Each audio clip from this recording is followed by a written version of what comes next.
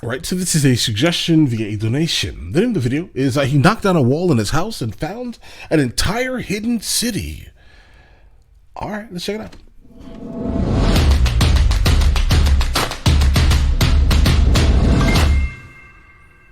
Let's see where we are. What country is it? In 1963, a man in the Nevşehir province of Turkey was doing a little home remodeling. He decided to knock down a wall of his home for an expansion.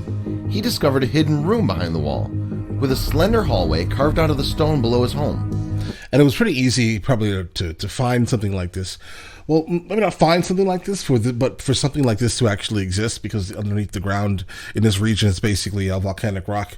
And being that this is in Turkey, they're definitely referring to Derinkuyu, because Derinkuyu was basically rediscovered in 1963 after it was basically left to basically rot, let's say, in 1923 by the Christians during the Greek and Turkey cultural or population exchange, let's call it. Forced population exchange. The hallway led to a cave-like room, which led to more hallways and cave-like rooms. Before he knew it, he had stumbled onto an entire underground city that was attached to his home. The city was completely empty and abandoned, but it had every amenity you would need to sustain a society. Oh yeah. What he had stumbled on by accident was Derinkuyu and the underground city of Cappadocia. Yeah. These tunnels are believed to be hand-dug around the 12th and 15th century BCE. They sheltered the people and their food from the extreme climates above. They also served as protection from an enemy attack. Here is a small drawing of what these underground cities look like. The ground is primarily made of ash and volcanic material, making it easy to excavate while still being very durable. No one is sure who first occupied the underground city. However, it is certain that many groups have occupied it over the centuries.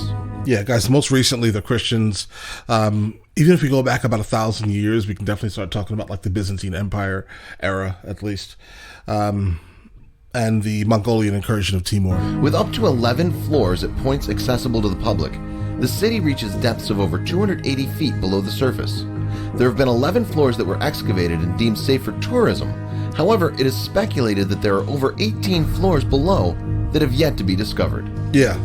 The miles upon miles of tunnels are blackened from centuries of torches traveling through them. The city connects to other cities in the area, spanning miles which would be able to sustain tens of thousands of people at one time. The underground tunnels led to giant rooms that house schools, wine cellars, oil press rooms, churches, gathering halls, shops, tombs, arsenals, livestock corrals, escape routes, and water wells separated from the surface water.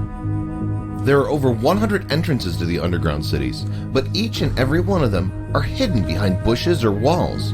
Even courtyards had entrances that were hidden, but big enough to move livestock in and out of. Hey guys, this is definitely a door. Like a rolling door here, guys. It's crazy. The entrances and other important rooms were guarded with giant stone doors. They were hand-carved and weighed up to 1,000 pounds, while some are over 5 feet in diameter.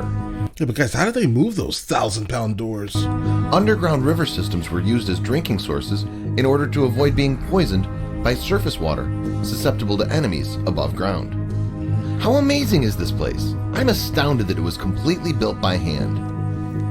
The size of the rooms is incredible. Right now, about 10% of the underground city is open to the public, but it was only discovered in 1963, so experts still have a lot to excavate and document. This is one of the well shafts. They built it so that the vent shaft did not reach the surface. This would prevent any poisoning from enemies on the surface. Genius, guys. Absolutely genius. This is a vertical staircase leading to a floor below. These lead to most levels and can be very dangerous. Look at that. The tunnels were dug I'm not getting on that, bro. very narrow to force people to walk through them single file. This would give the people living in the underground cities an advantage over their enemies. This room is a wine cellar and cold food storage. The amount of detail and time that went into each room is impressive, to say the least.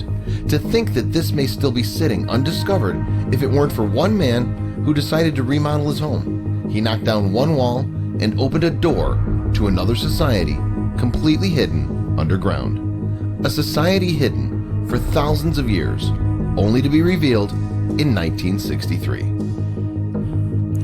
Guys, I love the idea of people actually being honest when they find things like this, guys. Because again, I'm not sure if that guy that found this on his property is still even living in that house. Right? Let's just be honest here. I'm almost positive the government probably moved him out. Because when you find something like this, you have to go, right? And you're basically paid bottom dollar for your property. So again, I'm not sure.